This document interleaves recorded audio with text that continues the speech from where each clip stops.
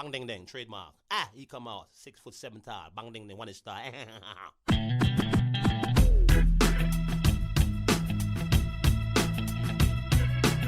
dong ding dong ding dong ding dong ding dong ding dong ding. This is a perfect day.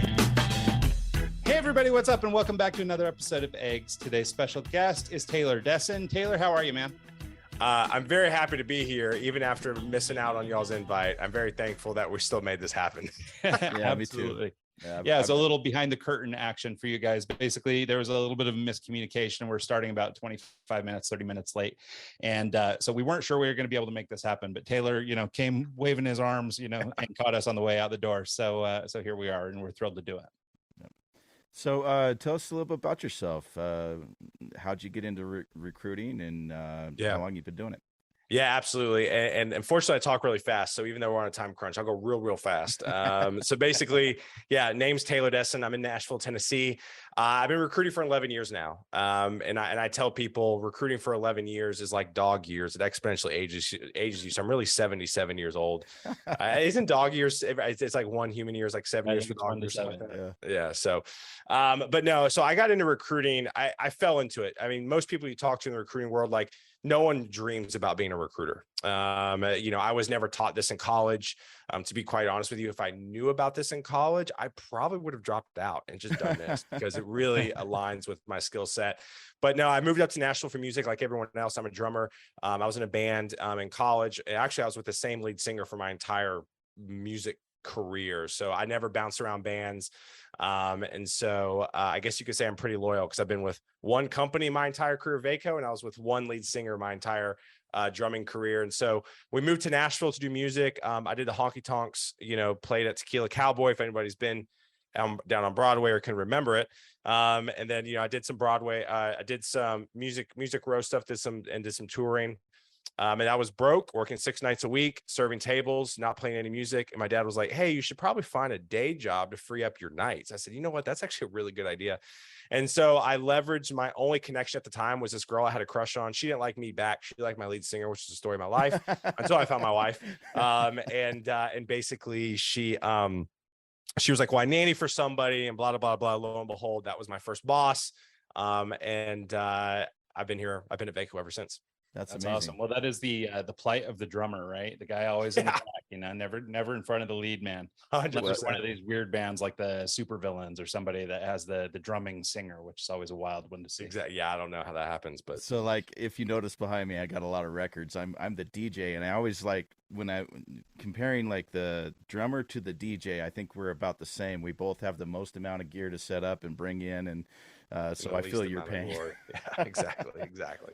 Well, I guess maybe a good place to start is just to talk a little bit about sort of, I guess, what the recruiting process looks like. Like you mentioned, sure. I mean, you've been in it for 11 years, which is a long time in recruitingville, but it's also like an epic in, technology development and types of jobs you're recruiting for and the kinds of skill sets people need. Like so much has changed, over the course of your tenure. And I believe that you spend a lot of your time in this sort of technology space. Yes. So I wondered if you wouldn't maybe just talk a little bit about, why a recruiter? Yeah. So we do a lot, and I've started to get pretty loud about this, and I'm still going to do it until someone challenges me. I truly believe a good recruiter can staff an organization better than a CEO can, and better than a hiring manager can. That's a little bit of a hot take, but I firmly stand by it because over my 11 years of recruiting, I can count on one hand the amount of companies that actually hire correctly and leverage us correctly. I think one of the biggest misconceptions about agency recruiters, right? So there's 2 types of recruiters. There's corporate in-house, which is, your Googles, your Facebooks, the recruiters that reach out to you directly from the companies. And then there's agency life. So I'm on the agency side of things. We work with anybody who wants to work with us. Think Mad Men, right? Ad agency kind of works with a bunch of clients. So that's what recruiters do, agency recruiters do. And that's what I am. And that's what the space I've been in for 11 years. So I've seen the behind the scenes of hundreds, if not thousands of companies, the good, bad, and ugly. And I've seen the good, bad, and ugly of job seekers as well. And so I think that's one thing that people don't understand. I get it, right? The recruiting industry is just so jacked up. And there's a lot of us in here. Well, I talked with a developer years ago and he was like, I feel like recruiting is what the developers were at the .com boom, right? People can read like how to code mainframe in 90 days and go be throwing a bunch of money, and you could be pretty bad at it, but there was such a need for it that you can get away with it for a bit. And I feel like that's what the recruiting world is. But the good recruiters, we've been through the trenches, we've gone through the trenches, we've been in the trenches, whatever that saying is. I'm terrible at sayings, but basically like, we've worked with hiring managers, we've worked with job seekers. I mean, from a scale perspective, a typical agency recruiter meets 10 to 15 new people a week. Oh, wow. Not to mention maintaining those relationships, which is near impossible, which is why we get a bad rep. And then on top of that, it's kind of the same thing on the sales side too. We're constantly meeting people. So in an average, I did the math. I presented to University of Cincinnati last week to the computer science program, and they did quick math for me because I'm bad at math, which is why I'm a recruiter. An average recruiter meets 750 people a year. I've been in it for 11 years. And then trying to maintain that. Yeah. Yeah. It's kind of like, so I'm a big college football fan. I went to the University of South Carolina. Go Gamecocks. We're on a first 4-game win streak with Shane Beamer since 2013. Very excited. But one thing that I'm fascinated with is like, there's a lot of coaches out there who have not played the position, right? That are just really good at evaluating talent. And that's the same thing with recruiters, right? I've never written a single line of code, but I know how to evaluate talent. And I think that's the one thing companies continuously do not lean in on, is just our expertise, because they think that we haven't coded or we haven't been in an IT organization. We don't know what we're talking about. And that's far from the case. So, you think it's that a little bit of the maybe leftovers from like an older era of recruiting? Because it seems like recruiting is one of those positions or one of those fields that kind of gets bad rap.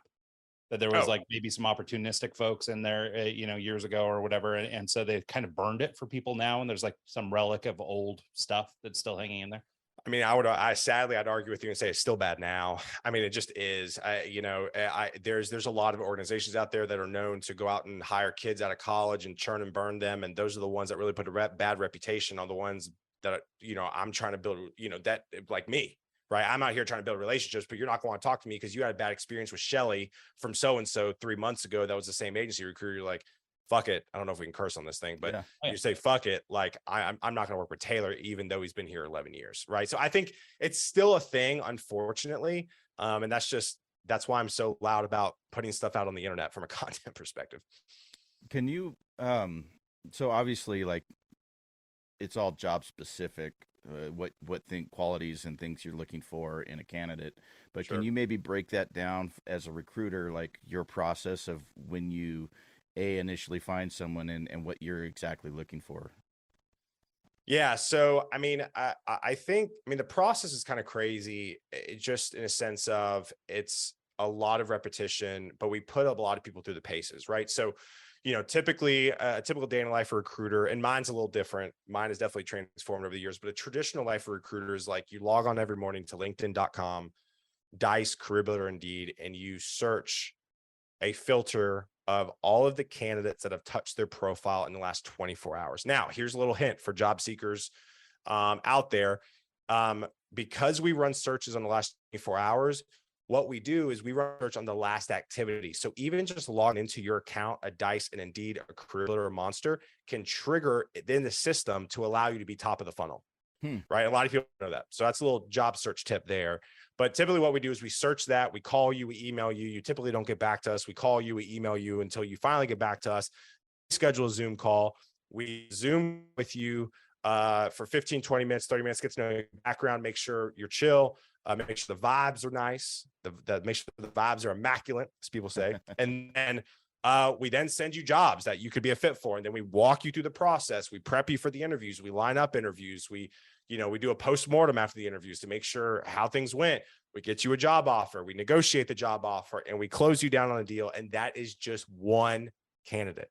That's crazy. That's a lot of. We have to do that for just one person. Yeah. And people wonder why recruiters never get back to them, because we're busy as fuck. That's why.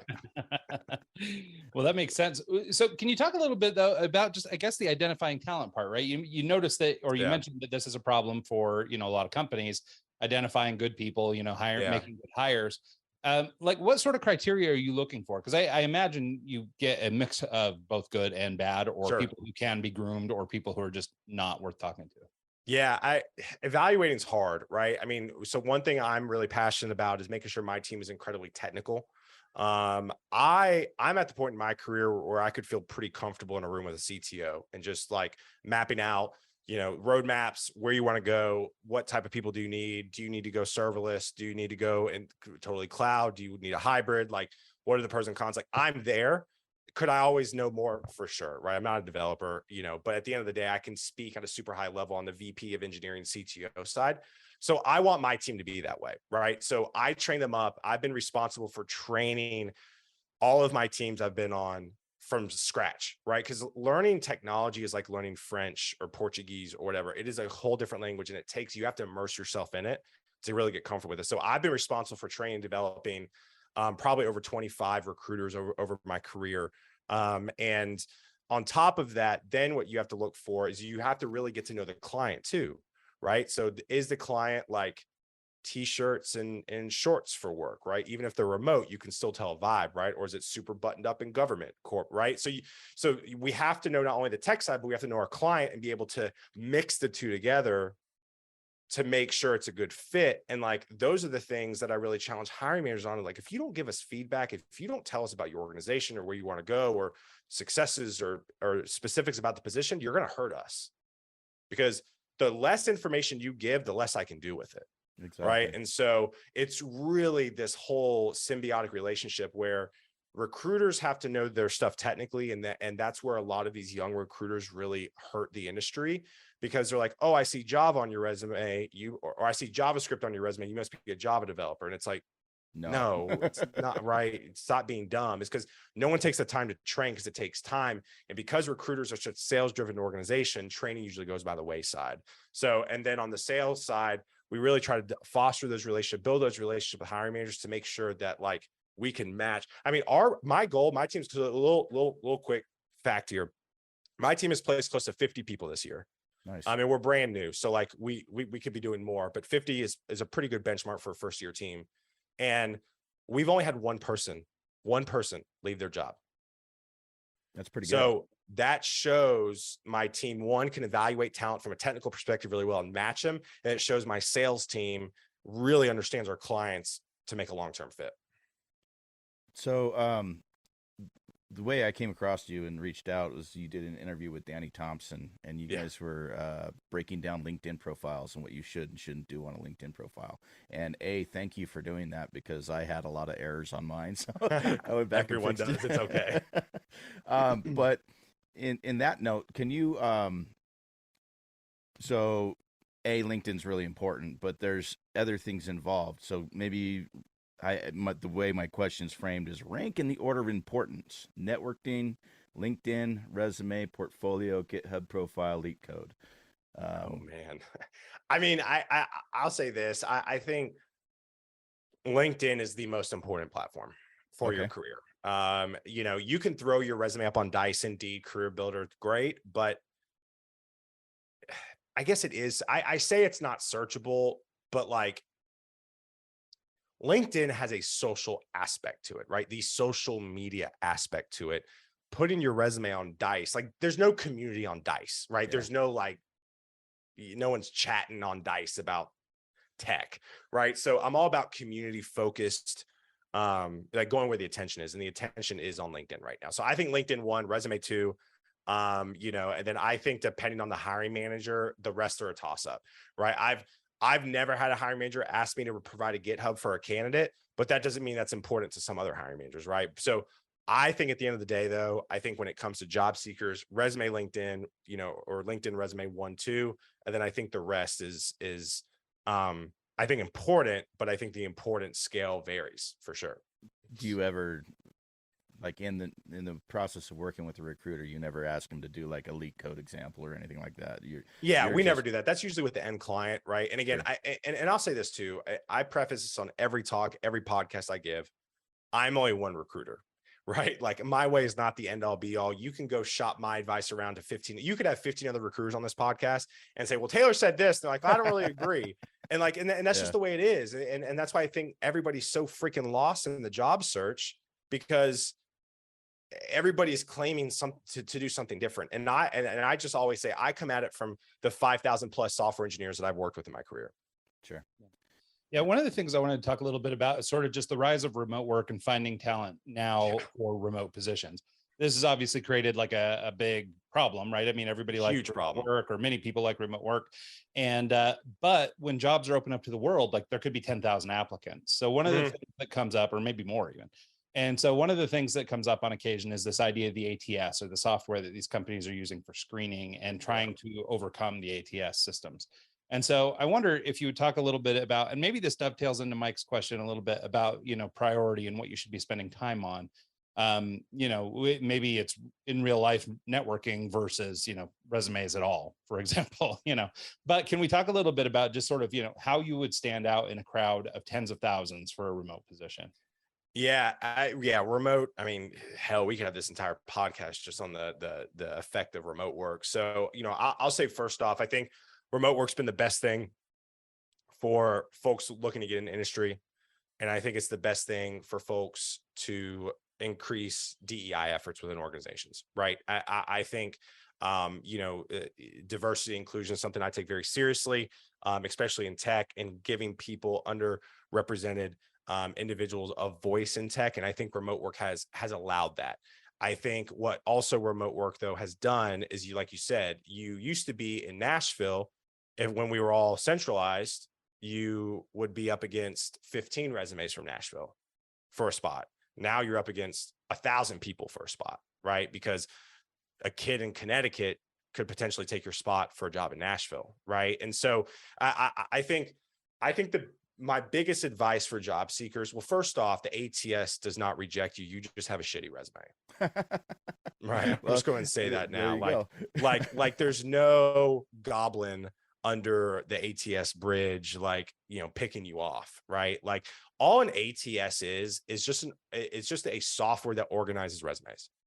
And again, people with bad impressions on the industry, you have these recruiters and these LinkedIn influencers out there talking about the ATS, because there's certain topics on LinkedIn that get engagement.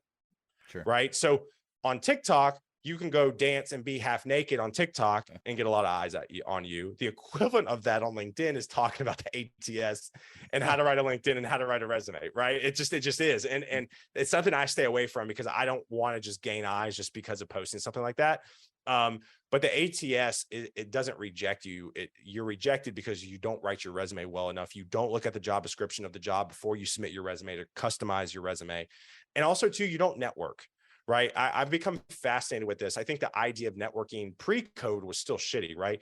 Typical networking is what? You show up to a meetup, you eat pizza, you're probably gluten intolerant, but you have nothing else to eat. So you eat the pizza, you sit there with a stomach ache with your best friend you came with, so you don't talk to anybody else. You sit through 45 slides of a topic that you don't know, and no one actually teaches you anything because it's just slides. And then you leave with a stomach ache. You don't know anything about the topic, and you haven't met anybody because you came with your friend. Yeah. That was networking. Probably right. Yeah. And same thing with conferences, right? So I became fascinated with how do you network online, and the way to do that is through LinkedIn, right? You are able to look at somebody's profile, view somebody's profiles, find connections before you DM somebody. So your intentionality when it comes to networking is a lot easier, because if I just came up to you guys at a conference, it's that whole hey, what do you do? And then you say you're a podcaster, and we all go ha ha ha, right? I mean, it's just kind of a weird thing. So networking virtually is huge. And I'll tell individuals this. I think to get by the ATS, or to get a look, is to actually spend the time DMing folks and saying, hey, listen, I've admired what your company has done for a long time. Do you got 6 minutes to talk to me about what makes that company so special to work at? Yeah. And you have those conversations one by one, but it's such a mind fuck, because your best friend Sally is over here applying to 500 jobs a day, and you've talked to 2 people. And so our minds, and this is society, right? We're always more activity. But when it comes to the job search, it's all about depth, not width.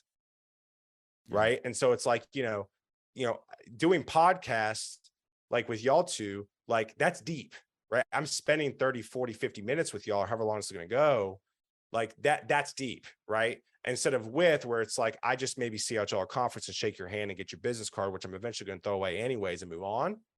right? It's all about going deep, which is incredibly important in today's job search and to stand out among the thousands of applicants. Yeah, No, it's funny that you say that. Yeah.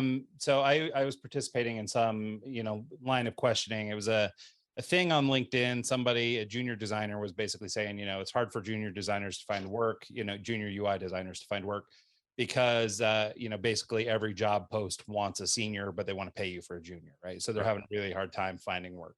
And it's funny that you went right to that sort of version of networking where you do this kind of slower burn. And maybe I'm just old because that was the first thing that occurred to me. But but that was a lot of my content, or a lot of my comments to their, questions are, spend some time actually getting to know these people, get intentional, pick the companies that you want to work for, then sow the seeds, right? I have a kind of an interesting employment record, and so does Mike. And so neither of us are probably the best at this job seeking thing. But the fact is, the thing that would occur to me is to do something, you have to in real life, right? Yeah, you have to remember, and not remember, you have to know LinkedIn. You can get on there today, message any company you've ever wanted to work for with some hiring manager, and potentially strike up a conversation today. Yeah. I could go message a hiring manager at Twitter. Like, hey, I love Twitter, love the platform. How things going with Elon? Let's talk for a few minutes. I would love to pick your brain. Go ahead. I was gonna say, speaking of Twitter, you're a huge fan. Like one of my questions on there is to ask you why Twitter, because I wouldn't have thought of using Twitter as a job hiring platform. Can you maybe break that down a little bit for us, why you like it so much and some benefits you've seen by using Twitter?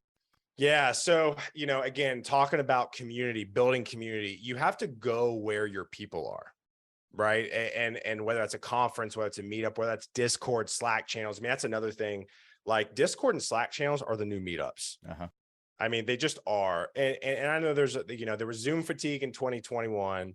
Now there's Discord and Slack fatigue. Do I need another community? Right. And so I've been I'll get to Twitter in a second. This is how I talk. I talk in like circles, but basically, Discord, Slack, like I created one for my team. We almost have 100 engineers in it, and all we do is post our jobs, right? Like, I think if you want to go Slack or Discord, it's got to be very, very intentional. And you have, like, I've been sitting on this Discord idea for 6 months now before I pulled the trigger, because I wanted it to be very thought out. And we had a bunch of ideas, and I just kept it super simple. So find Discord, find Slack. There's no reason to not be in community somewhere. To answer your question about Twitter, is I saw early on, there is a huge, like, basically the entire tech industry lives on Twitter. Now, for those of you who listen to this down the road and you're like, well, I'm not on Twitter. Well, that's your problem, right? I mean, like, I learned early on that the amount of, I posted a tweet yesterday that went semi-viral on Twitter, whatever that means for everybody. But basically, like, I was clicking on profiles of people that responded to me. And I was like, senior Azure engineer from Microsoft, senior security engineer from Google, senior front-end developer from Netflix. And I was like, what platform could you post something in the tech industry outside of LinkedIn and have that type of like talent engaging with you randomly?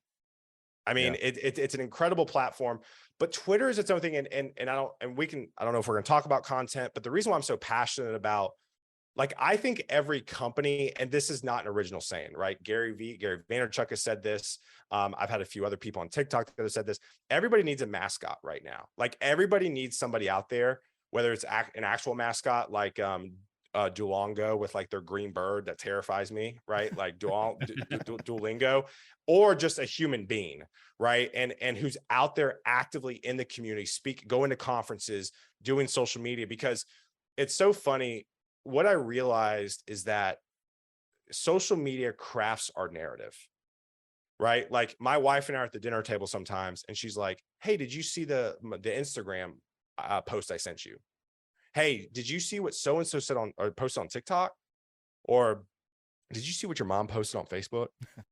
Right? Like, social media drives our like daily conversations. So I was like, well, why don't I start driving?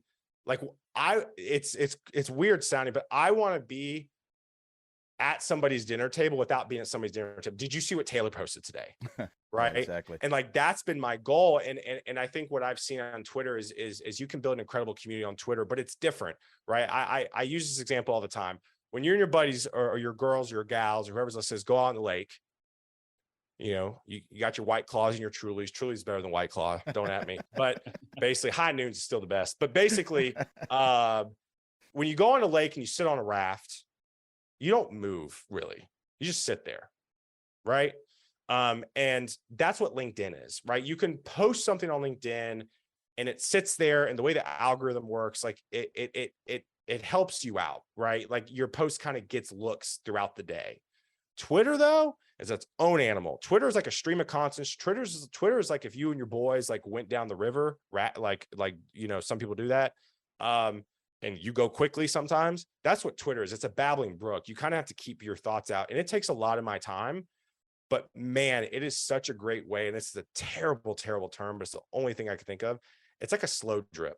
You just drip on people, right? You know, I say this all the time. We as human beings kind of over romanticize the way of the old, right? Thank you letters, firm handshake. There's nothing, you definitely have a firm handshake. Don't be a bitch when you shake someone's hand. But but the thing is, though, is that the handshake, hey, how are you guys doing? My name's Taylor. What do you do?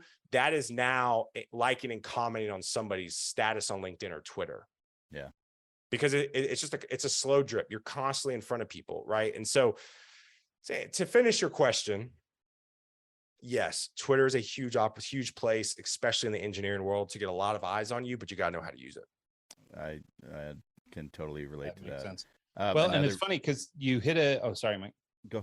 I was just going to say he hit on a keyword, which I think is basically just intentionality, right? Yes. So regardless of what we're doing, whether it's LinkedIn, whether it's Facebook, whether it's Twitter, you know, whatever you're doing it with purpose is kind of the name of the game, it seems. So even when it comes down to putting in a resume and fighting off the wicked, you know, ATS, the goblin under the bridge. Yeah. You know, but if you're intentional and you say, you know what, damn it, I want to work at Apple or I want to work at wherever, and I'm going to take the time to really craft this resume, and I'm going to make sure I'm answering the questions they're asking, and I'm going to make sure I'm doing these things. Like just that extra effort, that intention is going to be the thing that, you know, puts you into the you know, top 5,000 instead of the, you know, dustbin of history, I guess. Yeah, absolutely. So one thing that I did, I'm a recent boot camp grad. Nice. But one thing that I have done is there's tutorial videos on YouTube that you can go and try and learn more topics or whatever. And one thing that I do is I'll follow specific people on YouTube that are, you know, I'm focused on Django and React and Next.js, kind of my core. But there's a guy named Dennis Ivey that teaches Django tutorials, and I subscribe to him, and I'm always looking to see when he's online coding, and I'll join in the conversation on the side. Great. Trying to make just comments and you know, even doing the $20 thanks for helping out and doing this content, it just puts you in front of people's eyes. And, absolutely does. That's another trick per se that I think it is very beneficial. Yeah, the job search is all about top of mind, man. I mean, like, you know, if you messaged me and I didn't have a fit for you at the time, and then you message me 3 months from now when I post something on Twitter or LinkedIn that's a fit for you, I'm going to remember you. And if you message me like, hey, bro, I saw your post, I think I'd be a pretty good fit for this role. But oh shit, Mike, yeah, that sounds great. Let's do it. But if you didn't reach out to me to begin with, I wouldn't know who you are, and that second conversation wouldn't be as easy. Exactly. As a recent boot camp grad, I've been hesitant to reach out to people because the inadequacy, you know, the self-doubt that comes into play. 100%.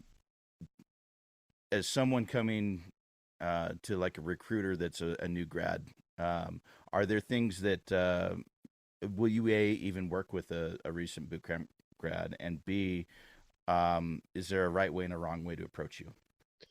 So I hate this. At the end of the day, most companies, because again, companies pay us a fee based off salary. Sure. Of the candidate we place.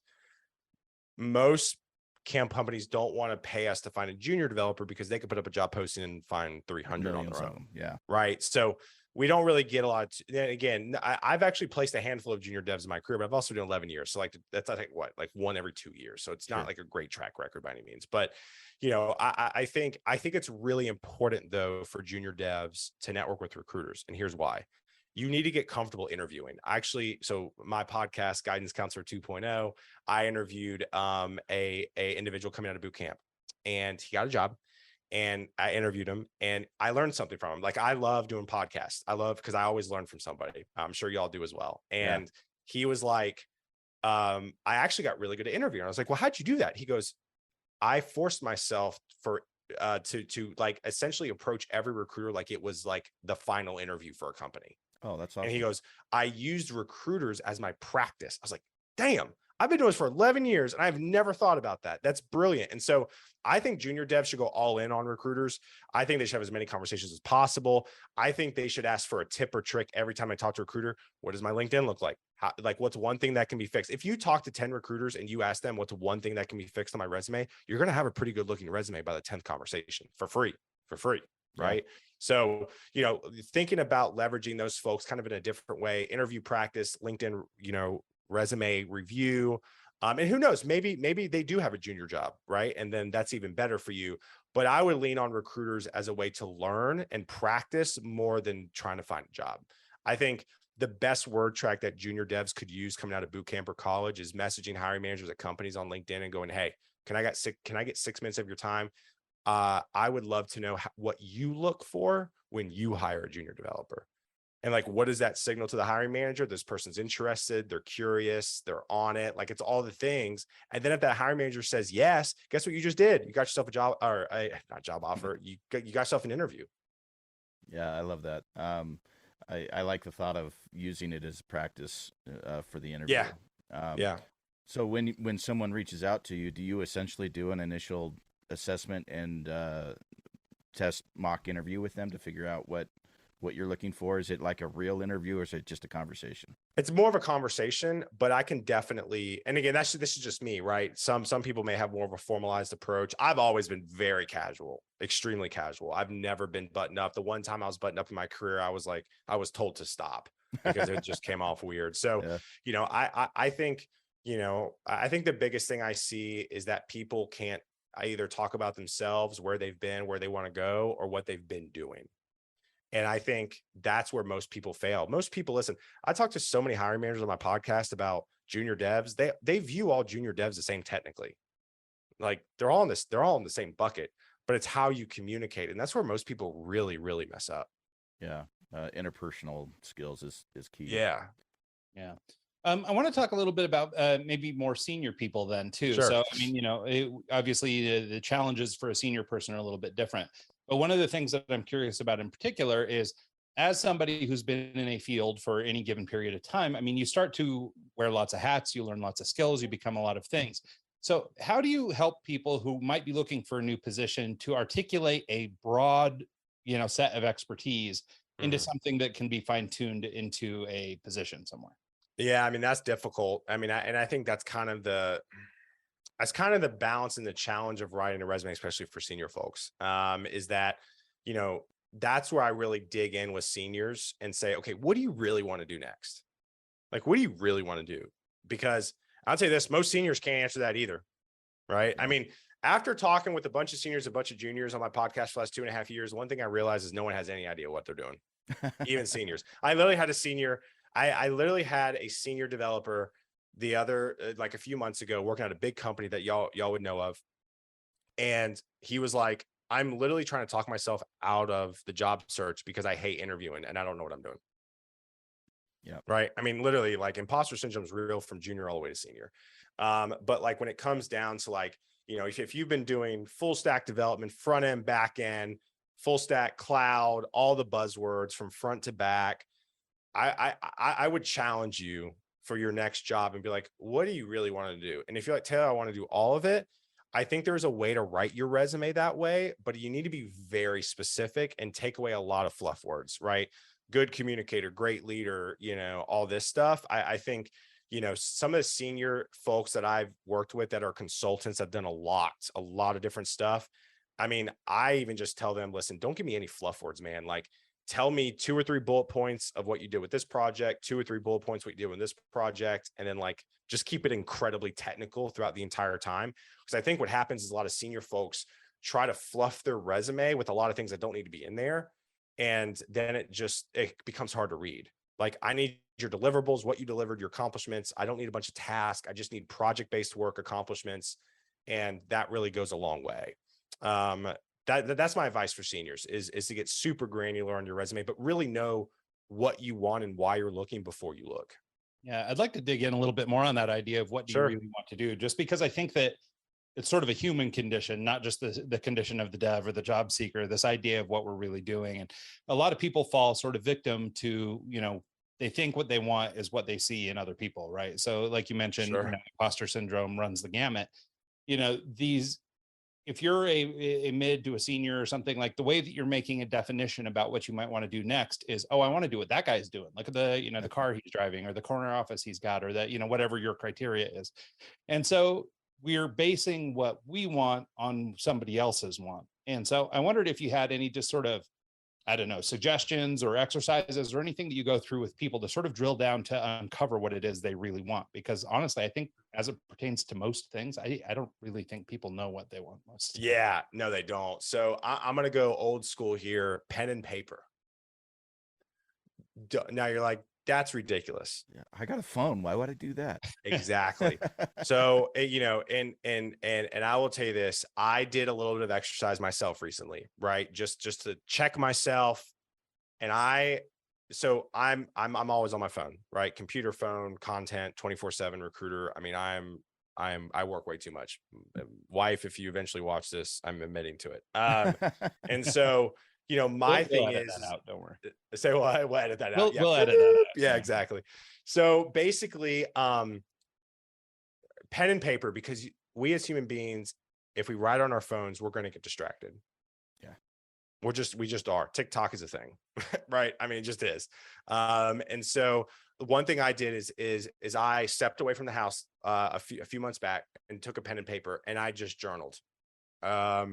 And one, I realized how bad my handwriting has gotten, but also two, it allowed me to not be distracted. And you know what I did is I just said, hey, what are the things I love about my job? And what are the things I don't like about my job? And I was in a negative spot, to be totally honest. And when I got done writing, guess what I realized? There was a lot more pros than cons on my list, right? I think we as human beings focus so much on the cons that we think that everything's bad always, when actually it isn't, right? Oh, manager said I can't do this. Fuck him. I'm going to leave. All right, well, I'll challenge you. What are all the things the managers let you do? Right. And then you're going to realize you're like, holy cow, there's a lot of good that's still here. But listen, there are times it's time to cut bait and go. Like there are times for sure. But I would write those until your con list is more than your pro list, you need to stay where you're at and try to work on it. The big thing I talk to people about, especially seniors, is the things you're dealing with a company issue or an industry issue. Right. If your boss does problems at another company, you're always going to have problems wherever you go. You always are. You're never going to walk into a situation like, man, it may be great for 6 months, but then the dating period is going to be done. So you really need to dig in. It's like, is this a sign of like organizational rot is what I call it. Organizational rot. Is it like an organizational based level, or is it just on your manager level or your peer level? Because those things can be fixed for the most part. And if they can't, then maybe it's time to go. If it's an organizational issue that like it's not going to change, then maybe that's a little bit more of a reason for you to leave. And I tell people this, and I've had a bunch of conversations. I love that you brought this up because I've had a bunch of conversations with folks about this. If you want to go chase the bag and get the money, go get the money. There's nothing wrong with that. Go get the money. If you want to chase the title, you want to be a VP of engineering and CTO at 26 years old, I will argue with you that will actually hurt you. Go ahead. But at the end of the day, the two things that run out at a certain point that are finite? Titles and money. Yep. Then you're like, well, Taylor, I can go to FANG and I can like stock and I can make $1 million. Well, great. Go do that. But at the end of the day, there's still a cap. Yeah. Right. And what's going to happen? Like typical human beings, we're going to take on more. We're going to spend more based off our living. And we're still going to it all levels up. Right. You make $1 million, you're going to spend 900,000 in a year. Right. I mean, that's who we are as humans.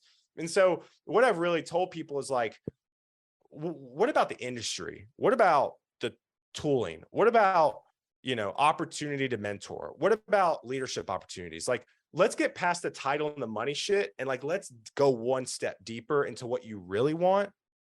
That's where the magic starts to happen. Yeah. And I think that's a great point because I mean, almost using your Twitter metaphor of the guys in the babbling brook, right? It's like, I feel like a lot of us get trapped in that, right? We just spend our days kind of doing the thing we always did, or, letting life kind of happen to us, right? Good opportunity comes down the pike or something that seems interesting to us. So we kind of follow it. And, it doesn't mean that we were looking for it. Maybe we don't even want it, but it's the thing that was presented to us and it seems better than what we have. So we kind of just go with it. And I think there's a lot of that. And so, I mean, if there's like a recurring theme that I'm seeing here as it pertains to resume writing, as it pertains to job seeking, as it pertains to all this stuff, it's being intentional with what we're doing, right? And it's all the way down to the personality level, right? How do we be intentional with the life we want to build? Like I'm notorious for this. I am really bad about setting goals and stuff around life, and I'll set some like arbitrary thing, like, ooh, well, I'd like to have 2 Porsches, one, I want the old one and the new one of the same car, or whatever. But it's like, okay, but then what? Like, so cool. Well, you got and it's fun. And it's funny. I'll be totally transparent here. Like, I've been dealing with a lot of comparison issues this year. I mean, in a way, I guess took a step back from a comp perspective because I stepped out of production to lead a team and to grow a team from scratch, which obviously has been a challenge, especially didn't expect a recession to hit as I'm trying to scale a team. Right. But there's a lot of comparison. Like I deal with this. A lot of the reason why I talk out in public to podcasts is just honestly like self-therapy to like figure my shit out publicly. Right. We can say the same thing here. Yeah, exactly. Yeah. And so like, like for me, it's always been a dream of my wife and I to have a kid and to live on a horse farm. Guess what I have now? I have a 2-year-old who's perfectly healthy, who's a tornado, and she's wonderful. And I have 4 horses on 15 acres, 25 minutes outside Nashville. That's awesome. So who am I comparing to? Yeah, no, it's funny. I saw a quote kind of like this the other day, actually, that sort of maybe is relevant, but it was sort of this idea that, let me see if I can kind of scrap it together from memory. But basically the concept was that, oh, well, how come you're working so hard? Well, I want to save so I can travel, and I want to go to Europe, and I want to spend a month in Europe or whatever. So I'm killing myself so I can go to Europe for a month. And this guy and the other person in this cartoon or whatever was like, you could mow yards for the summer and go to Europe for the, I mean, so what are you talking about? You're killing yourself. You're doing 80 hours a week. You're working entire careers and you're putting off life, right? You're putting off all these years and not doing the things that you want to do, when really it takes almost nothing to generate the kind of income for what you want to do, and just knowing what you want to do, you can sort of land that, right? I mean, my wife and I have aspirations of at least spending part of our year in Spain and nice. On the beach over there in Spain. And, we have older kids now. So it's kind of like my oldest is 16, but they're like at an age in school where I can't just flit off because I could probably achieve the goal, but, I need to wait because they need to have a house to live in. Sure. And so, so we have to wait for a minute. So we're postponing our goals, but not for any reason, that isn't just sort of like logical, right? I mean, we're not putting it off like emotionally because we're afraid or anything like that. But so many people are afraid or so, I guess, unintentional with their lives that they don't think about these things, right? They don't think about the thing that they want to do, and then they don't realize how attainable it really is. Yeah. And again, I mean, I'm saying this all for, my own self as well, because, I am working a ton right now. Right. And it's something that, I brought up with my wife, and, we're trying to go on the same page and trying to be more intentional with family stuff. So again, I mean, you kind of have to ask yourself, and again, going back to intentionality, being intentional. Most people don't do it. It's hard to do. I struggle with it, but I think if you can become intentional from a work perspective, I think a lot of things will fall into place for sure. Yeah. Unfortunately, we're kind of at that time, and that's a great thing to go out on, actually. Can you maybe tell people where they can reach out to you and get in touch if they, A, are looking for employees, and B, if they're looking to get hired? Yeah, well, first off, guys, thank you for having me. I feel like we could have chatted for the next 6 hours. So, yeah, for those of you, I would say email is the best, Taylor@vaco.com. VACO.com, and I'm on all social media handles but Snapchat and Be Real. So @TDesseyn, TDESSEYN. Yes, I'm on TikTok, and no, I don't dance. So I actually, just sidebar here, I just am in the process of getting hired for a radio station, and one of their requirements is I had to download and start using TikTok, which is I'm dreading it. I love it. Yeah, that's another conversation. It's a lot of fun, but boy, it is a time suck. So be careful with that. Exactly. Well, cool. Well, thank you so much, Taylor. This has been awesome. I really appreciate the insights that you've given us. And, I think there's some really good information in there. And honestly, I mean, maybe it makes sense to circle back around in 6 months or a year and see where it's at, just because, I think especially given, impending recession, changes in technology, with Web3 on the horizon, all these things, there's going to be a lot of new stuff. As it pertains to not just, finding jobs, but, hiring people and finding people who have the kinds of skills we're looking for. So it might make sense to circle back one day. Yeah, absolutely. Cool. Well, and thanks so much to everybody who tunes into the show this week and every week. And we'll see you guys next time.